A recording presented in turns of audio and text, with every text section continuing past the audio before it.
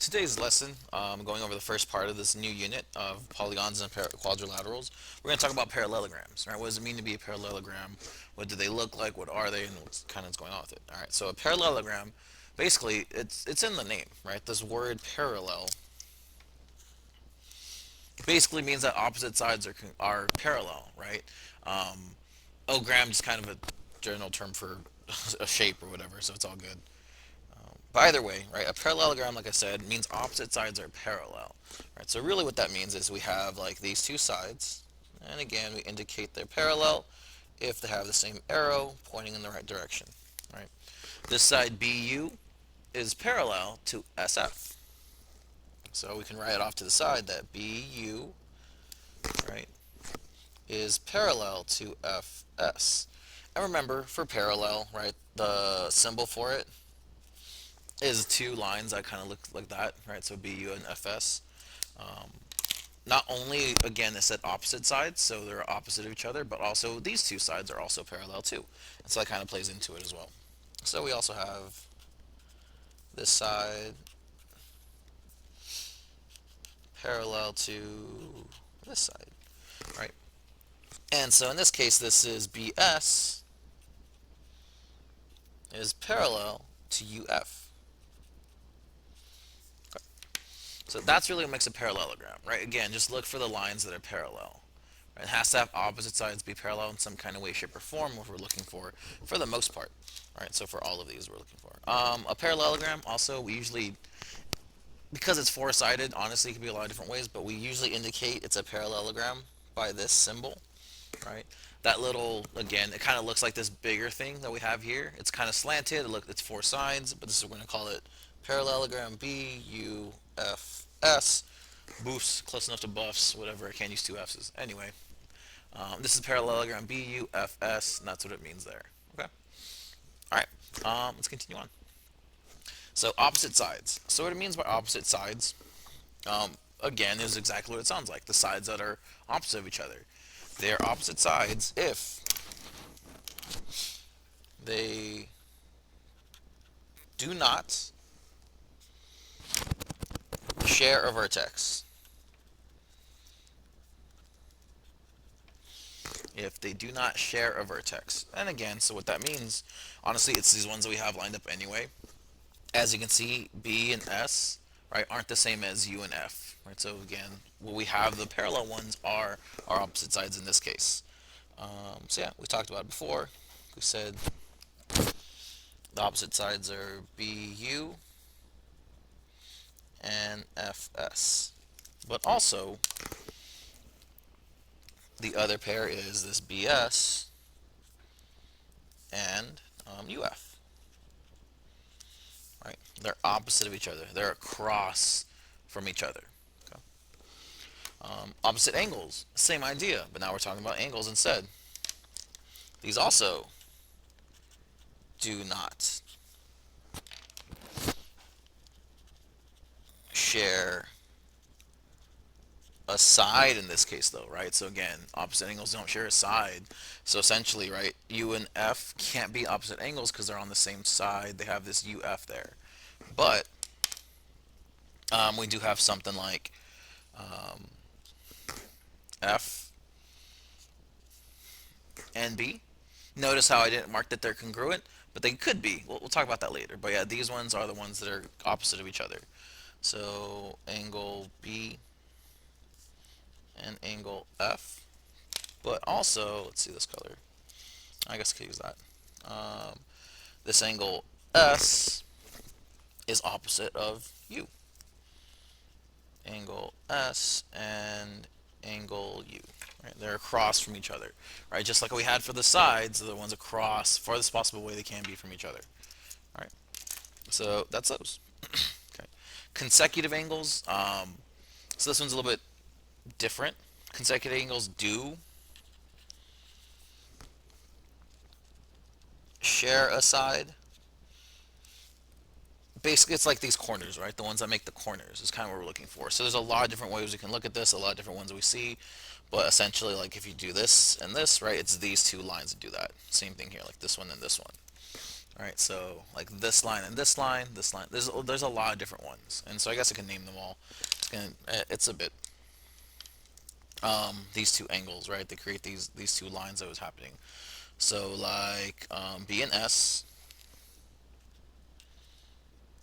angle S, S and F, right? So we're following these lines. So we're looking for angle S and angle F.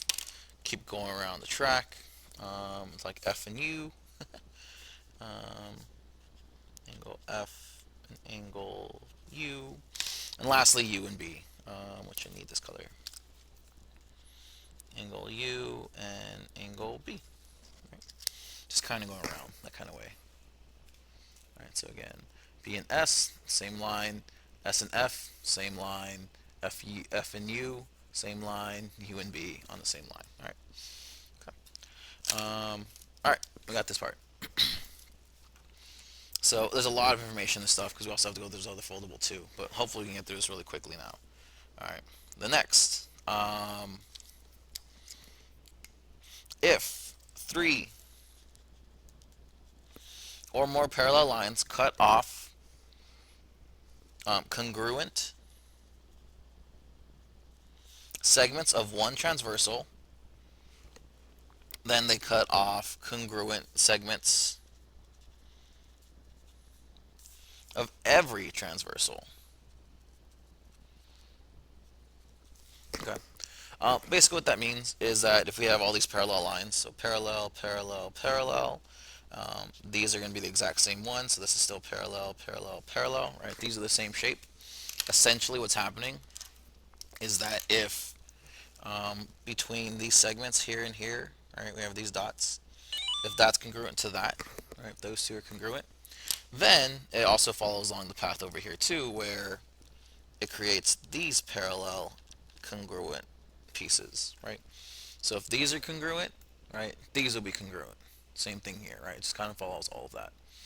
Um, and yeah, you can even match it up over here too. Like these will be congruent, and this color, even these will be congruent, right? If we pretend that these are all different transversals, if they're all parallel, right, no matter what, all this stuff is going to be congruent, even if it continues on. Okay. All right, fantastic. Okay, now for the meat of it. These properties that we have. Okay. So for this first one, this is our the properties of parallelograms. This one's about opposite sides. Double check. Yep.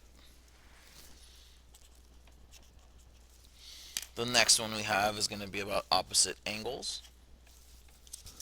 Yeah.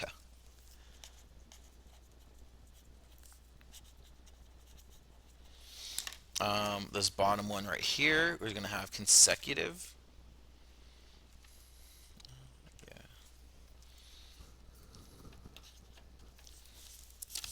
Yep. Consecutive angles. And then the last one's going to be our diagonals, which will be a little bit different. We haven't really talked about that. So all these special properties based on these different types of parts for our parallelograms. So the opposite sides. If a quadrilateral is a parallelogram, then its opposite sides are congruent. Okay. Yeah. Same thing with opposite angles. So I switch over to this one. If a quadrilateral is a parallelogram, then its opposite angles are congruent. Oh, hard to see that. Okay. Consecutive angles. If a quadrilateral is a parallelogram, then its consecutive angles. Consecutive is a different word, right? This means supplementary. It doesn't mean supplementary, but if they're consecutive angles, they're supplementary. The diagonals.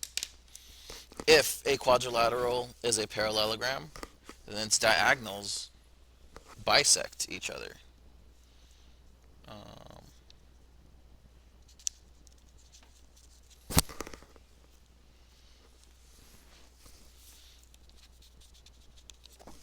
okay. So yeah, a few things here. Oh, I guess there's a few stuff we probably should mention up on top. This word quadrilateral, I guess I've been saying it for a bit. Really, all that means is this word. You see this word quad in front of it. It basically means just four sides, four-sided. So any quadrilateral is anything that has four sides to it, right? Like squares, rectangles, these parallelograms you see on all this stuff. All right. Quadrilateral just basically means four-sided, so pretty straightforward. Um, let's name all of these the same exact thing, just so you can see it's all the same parallelogram. What can we name this? Let's call it math. Math.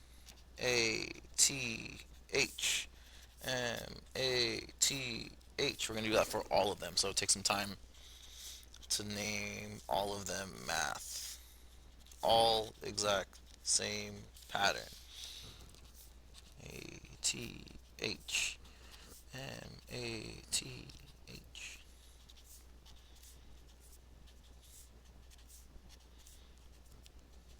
All right, it's a lot of math. Fantastic, right? Okay. And then since they all start off the same exact way, they all start off with quadrilateral as a parallelogram. This quadrilateral as a parallelogram, right? All these same exact words. We're gonna do the exact same thing here too, right? We're gonna name it exactly what we had before. So these are parallel. These are parallel. All right. Notice I'm only doing the top one on each one, because then we're also gonna switch it up and do the sides. Because again, we're showing that these are all parallelograms, right? These are all parallel. Right. Just some quick stuff. All right, now these bottom ones is going to show like all these different things we talked about. So like this first one, it says that opposite sides are congruent. So the idea is if this is happening, then we know, right, all these things are going to occur, right? If this is true, then all these different steps are going to happen. So first things first, like I said, opposite sides are congruent. So like opposite sides here would be like MA and HT. So MA is congruent to HT. But also, again, we have opposite sides, so MH and AT. MH is congruent to AT. All right, that's what it means by opposite sides are congruent. I'm going to do that for the rest of them as well. So let's do that. We also have the angles. In this case, this one's the angles are congruent, opposite angles. So this is like angle M and angle T. Angle M is congruent to angle T, whereas angle A and angle H are congruent. Angle A is congruent to angle H. Consecutive ones is kind of crazy. There's a lot more with this one. So we're going to do just two different ways. Essentially, if they're on the same line, they're congruent again. So we're going to do like circle these two. Well, not congruent, sorry. Basically, if you add these two, they equal 180.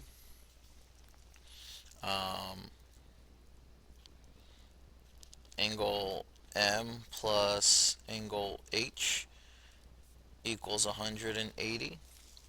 But also, right, it's not only like these, but it's also if you go like sideways too. Let's go back to orange, right? Angle M plus angle A also equals 180. Okay. It also goes around the path too, so if you continue on, like these two also add up to 180. These two also add up to 180, but again, it's kind of redundant. It says the same thing over and over again. And the very last one that we have to talk about is this whole bisecting one. So if quadrilateral is parallelogram, the diagonals bisect each other, which again, they're parallelograms. So what that means is if you have these two lines, Like we have, and let's just do this, do these colors. Here, right, our two diagonals go across from each other, right, from corner to corner, and they meet up in the middle. What ends up happening is that this side and this side are the same. So we have, oh, they meet up at this point. Let's call this point C. Okay.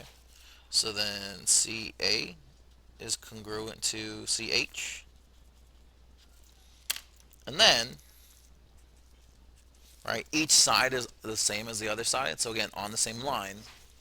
So this is CM is congruent to CT. All right, that's what's going on. All right, that's all quadrilaterals. It's all parallelograms.